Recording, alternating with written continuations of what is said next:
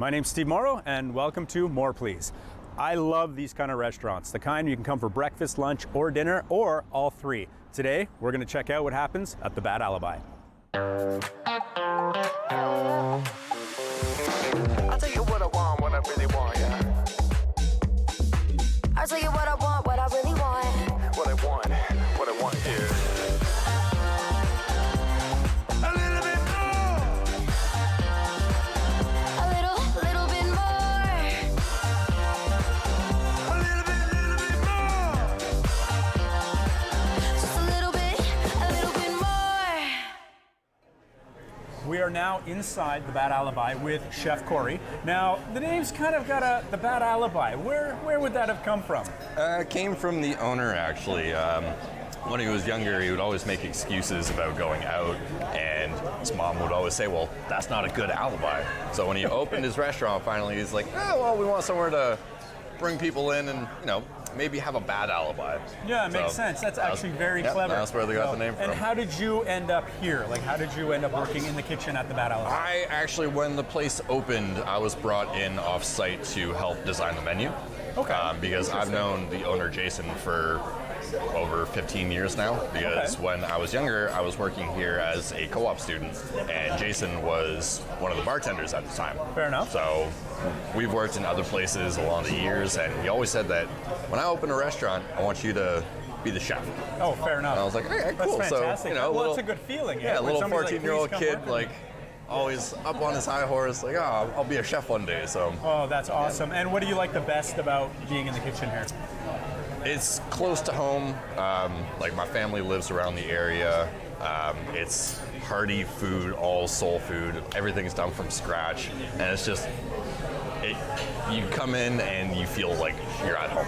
That makes sense. Yeah. Perfect. So I also heard that we have another chef in the back, Luke. Yes. Who's also going to work with us today. Yep. So I think maybe we should not wait any longer and let's go into the kitchen and see what we can cook up. Let's get to it. All right, let's do it. Awesome.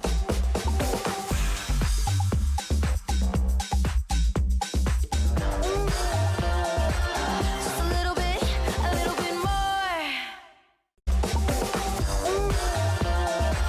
Just a little bit more. All right, we're in the kitchen of the Bad Alibi talking with Chef Luke, and Chef Luke has something exciting for us to put together. Go ahead, Chef Luke. What are we doing today? Today we're making Thai mussels and lemongrass broth.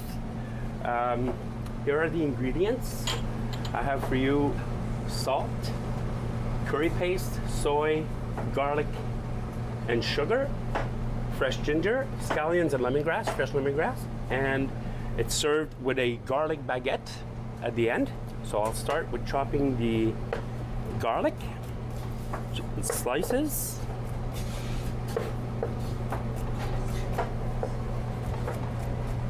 Don't you just love that fresh garlic smell? Oh, you do, yeah, it's terrific.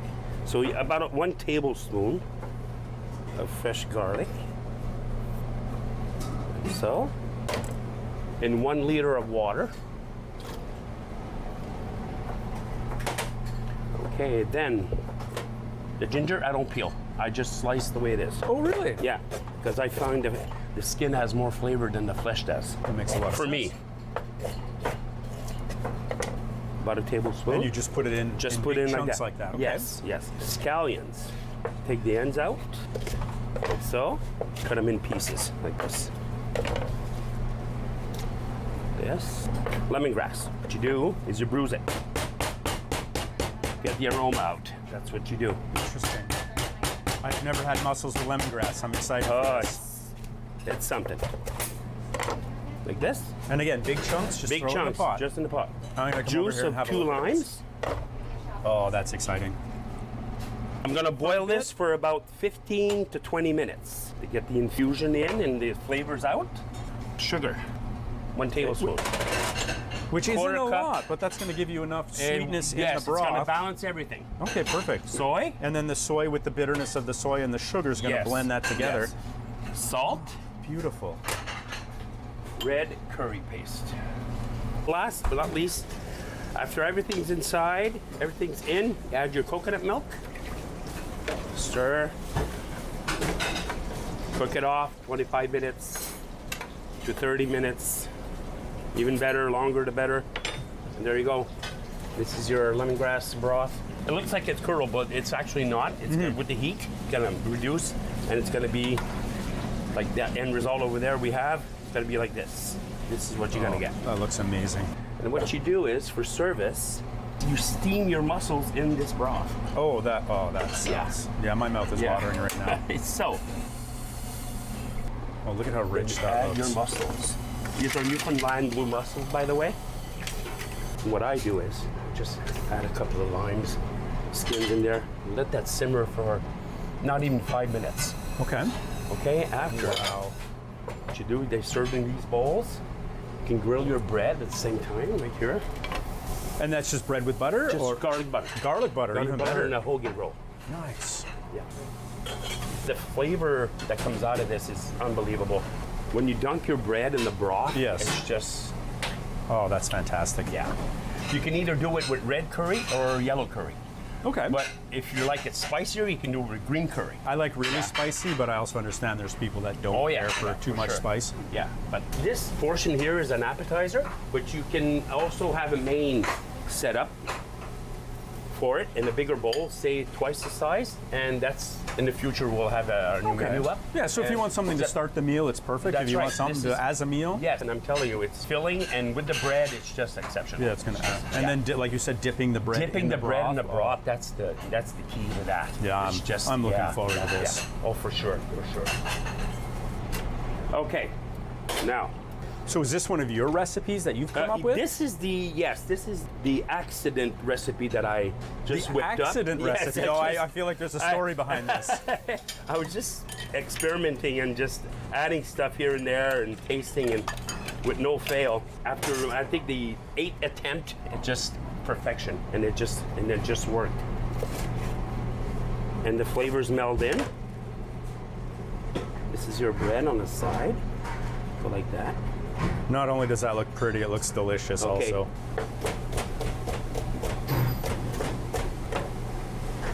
Like so. Mussels and lemongrass broth. Delicious. Oh, that smells heavenly. There you go. There you Wow. go. That's it. Well done. Well, thank you. Thank you very much.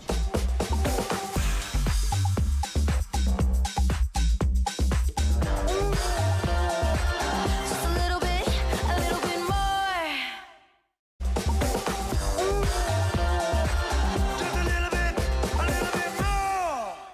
All right, Chef Luke, we Yes. have another dish we're preparing. Yes. And what exactly is this one now? This is spaghetti carbonara with bacon, mushroom, and chicken. So we'll start with the oil. On a hot pan, I take Hot it? pan, Never yes. going cold? No, never. Then mushrooms, bacon, chicken. And that's a good portion of chicken you're putting in there as well. It is. Okay, let that fry for a bit. You can smell it already, and it's Yeah. not even that done yet. The sound of the sizzle and the smell. Yes. Once we get a good sear on the chicken and bacon and the mushrooms, we're gonna add in the cooking wine. Let that reduce for a minute. Gotta come closer. It's delicious. All right, now we're gonna add the cream. And it's the steps that make it so delicious. It 'Cause If you does. just It's threw just- everything in a pan, it wouldn't have that same effect. No. You gotta go by steps, I figure. That's the best way to go. It has to simmer for at least 2-3 minutes to reduce a bit and thicken up. Then you add your pasta to it. Who doesn't like pasta? Yeah, That's everybody. a comfort That's- food, oh, yeah. right? It's Yeah, we both. Yeah. yeah. So, how did you end up in a kitchen? Okay, well, actually, I was yay high Okay. with my mom. So about, And- what, 14, 15 years ago? More than that. I've been actually cooking for 33 years. Wow. Okay. Yeah, this is my 33rd year. But I've been in the kitchen all the time, like just beside my mom on a footstool and just watch what she was doing and And just fell in love just with. fell in love with it. Yeah, and That's awesome. now you add your pasta. I always believed have your ingredients ready ahead of time. Makes Because sense. when you run at the last minute, you don't have time to run the last minute. That's you right. just get your stuff ready. Mise So en prep place- is important. Mise en place is key. It's just, it's all there for you. Makes And you sense. just And what I've noticed is it's very limited on spice. You're not overpowering the meal with too much spice or too much of anything. No, because we spice our chicken ahead of time here when we cook it. Okay. It's a blend of, like, say for steak spice, it's for steak, but chicken is for chicken. Yes. So we do our own little blend of. Oh, that sounds fantastic. And it melds the flavor right in there. Yeah. And it just with the cream and everything, you know. It's And you just get to taste each individual item Yeah, instead of yeah, just dumping yeah. in a whole bunch of spice and that's all right. you taste. Yeah. That looks Okay, amazing. that's almost done. It's going to be served in this bowl here, same as the mussels. All right, it's almost there. Once you see all the liquid on the Okay, bottom, fair enough. you need some liquid though. Like you Yes. need to dunk something in there, right? Yeah, and it's getting, you can see it getting thicker as that's well right. as it's So, boiling yes, down. Yes, absolutely. And the Okay. ingredients very fresh too, It I've is noticed. fresh. Nothing Yes, is yes, yes. Everything is freshly made.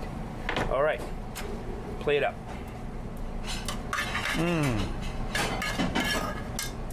So what we do here is you make a well. Then you take your leeks, Oh, this is different. Parmesan. Oh, and that's like freshly grated Yes, Parmesan yes. too. Your egg yolk, because of the hole in the middle, it can't go anywhere. It has to stay there. Fair right? enough. And there's your spaghetti, That bacon, looks chicken carbonara. amazing.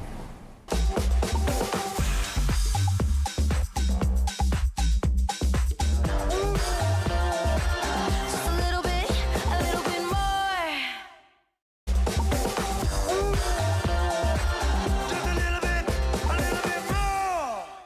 Okay, so now we're back in the kitchen with Chef Corey. Chef Corey here is going to go over. What are you making for us now, Chef Corey? I'm making you guys a gnocchi. Gnocchi is a potato-based pasta. So you're taking all the fun and stringiness out of pasta and making it little chunky clouds of goodness. All right, let's have a look. All right, so this is pretty much everything that goes into it here. We got our potatoes, we got our flour, eggs, nutmeg, bacon, pistachios, because it will be going with pesto. And we've got two different styles of mushroom. We've got oyster mushroom and we've got white button mushrooms. And why the two different types of mushrooms? Variants. They also have different flavor profiles to them. But yeah, this is our binding agent for the pasta itself. They are pre-cooked. I cooked them last night. Try to save all the skin off to the side. We'll throw it in a stock pot for vegetable stock.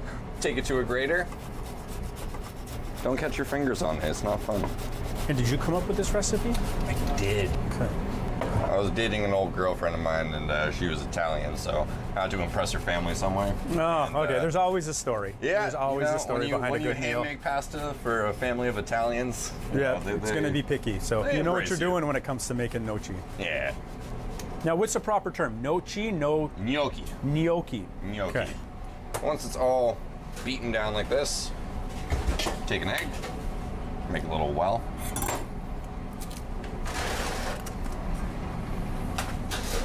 And our flour. Here I have nutmeg, brings out the earthiness in the mushrooms. Okay. And you just knead and knead and knead until you don't need no more. And a little oil just to help. Help bind it together more. Yeah. So the egg will bind it on its own, but the oil just helps the transitions. I've never seen pasta made like this. Really? Yeah. You go until it's a nice, denser texture. Perfect. It's like a tough ball of Play-Doh. Then take it off into chunks. And we roll it out. And jumping ahead, you boil this after you were saying? Yes. Okay. So you parboil it. That's why I've got water going here. Okay. I try to make like little fun little packets out of them. I'm just going to touch that. Absolutely. Oh, yeah, you can feel the denseness of it. So once that cooks, it's going to be nice and chewy, but I can imagine not overly chewy either, like a good pasta. It's supposed to taste like a little cloud of goodness. Cloud of goodness. I like that. Cloud of goodness. I like And that. funny enough, if you were to take this, squish it real small, and just bake it off in the oven, it actually makes a good biscuit. Oh, so it's multi-purpose. Absolutely. The potato, the lovely fruit, that everyone overlooks. So in the water, it's literally nothing but oil and water. So you put it in, and as it boils up, they'll start to cook. And you said once it's cooked, they're floating. Yeah, so right? gnocchi on its own will tell you when it's done by floating. So it can be in there as long as you want, but it will pop up to the top of the water when it's done. Okay. So that's kind of nice. I'm gonna come over here and have a look. So, and how long will that take to float? Since the water's not boiling, probably about 4 minutes, but when the water is hot, boiling, and good to go, normally takes about 40 seconds. Okay, fair enough. Now, while that's going, I'm going to show you guys the pesto part of it. Perfect. All right. In here, I have flat leaf Italian parsley and basil. Got some Parmesan, because who doesn't love cheese? Some garlic, some pistachios, and baby spinach. Everything goes right on into the blender. And this pesto recipe you came up with on your own, or is this something you've adapted from another? It's a recipe that an old chef of mine and I came up with. Shout out Chef Warren. At an old restaurant that I used to work at, and Perfect. we've just kind of perfected it and worked on it and did a whole bunch of stuff. So That's a lot. That's exciting. Nothing like some fresh herbage. Now this seems very dry. Do you put anything in it to wetten it up a little absolutely. That's why the olive oil's bit? here. More olive oil, perfect. So pretty much all this is going to be going in that. Oh, that's a lot. But I guess it's a pesto, so Exactly. it's going to have that oily consistency to it. We started doing it with another nut, but we realized that the pistachio has such a good grain to it. Yes. That because most pestos will do sunflower seeds or pine seeds. Okay. And they're unsalted, unseasoned. They are roasted, but we try to minimize the salt as much as possible, just because, you know, if people want more salt in their life, they can add it themselves. And really, I haven't seen any salt go into this dish either. No, there's a little salt in the potatoes that I boiled last night. But that's about it. That's about it. Nice. So if you're conscious about salt intake, this is a perfect dish. It doesn't take long to spin down either, eh? No. And then that's the end product of it. That looks delicious. Very nice, very creamy. Quite tasty. Yeah, I'm going in. Yep. It's got a little It's got a bite like of a garlic. kick. Yeah, it's the garlic Yeah, kick. that's the garlic. You can always take the garlic roasted off beforehand to kind of take away from that bite, but we like it because that's we're going to be actually- adding cream to it when we cook off the Yeah, I'm dish. still feeling the tingle of the garlic too. That's fantastic. And you were saying the oyster mushrooms give it more of a velvety flavor? Yeah, more like a velvety, rich earth flavor, and like if you touch them, like they're very, they're buoyant. It's not they're a dense mushroom like this. They're very fluffy. It almost feels like a dough, almost. But yet it's. Oh, I like that. But it's so tender that you can just peel like just apart very literally. delicately. Oh, that's going to be delicious. Yep.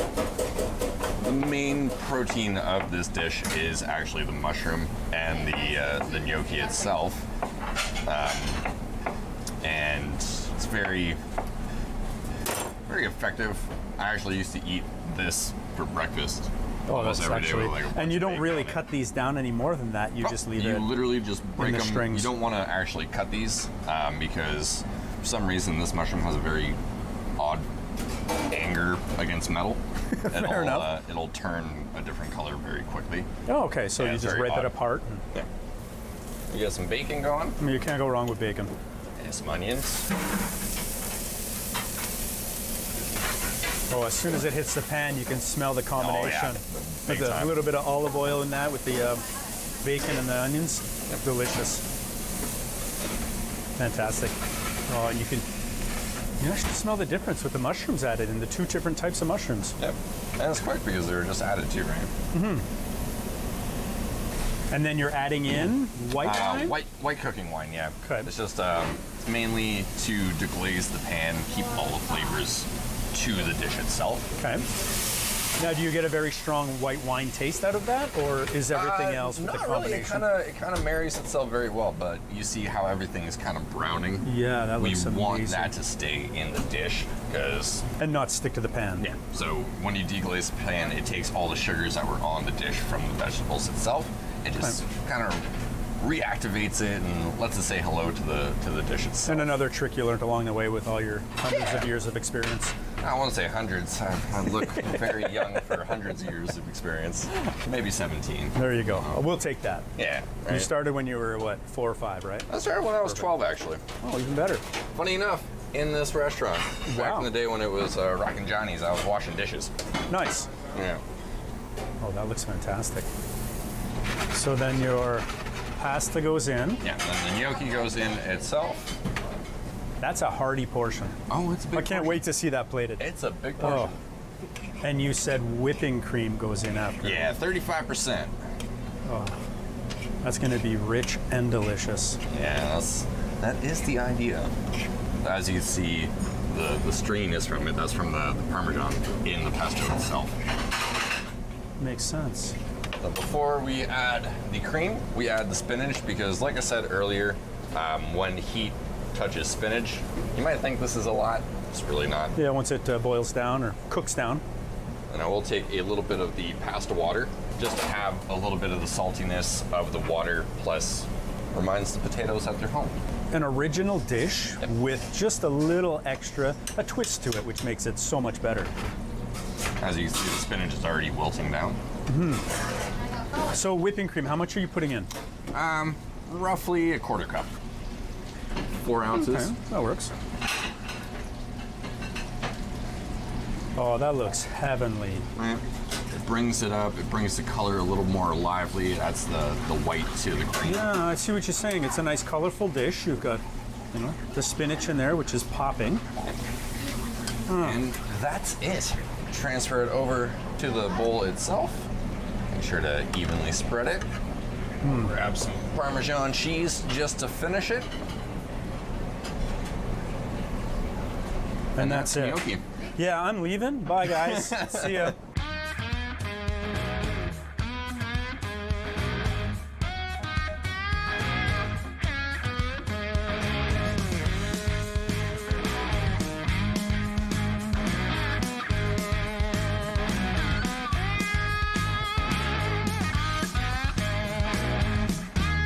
All right, Chef Corey, we have everything here that we've made today. I'm excited to try these. How do you eat mussels? I mean, there's certain ways around everything. So what do? You just pull this center out? Yep. You just fish it on out, just like that. I heard you have to like dip it in the sauce or something like that. Absolutely. And then we're going to You try can't this. not So do that. while I'm trying this, how can people find you? Where are you? Well, fun enough, we are right off the Queensway Highway on the Jeanne d'Arc exit. So just get off the off-ramp and we're your first intersection right off that. Oh my God. And you nice, can right? really taste the lemongrass in there. That is amazing. There is another way of doing it where if you want a little bit in every bite, you just go in with your hands. We don't need to be classy. Okay. Scoop up Oh, you a little scoop the bit. juice and oh my God. Okay, that'd like be that. even better. All right. Just like that. I'm going to leave you guys because I have a meal to have right now. I'm going to be digging into these. And thanks. I'm Steve Morrow, and this is More Please. And we'll see you next week for More Please.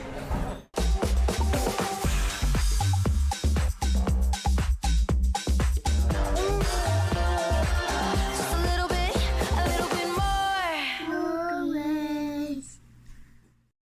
more. Call the Rogers TV viewer response line, email us, or connect with us on social media.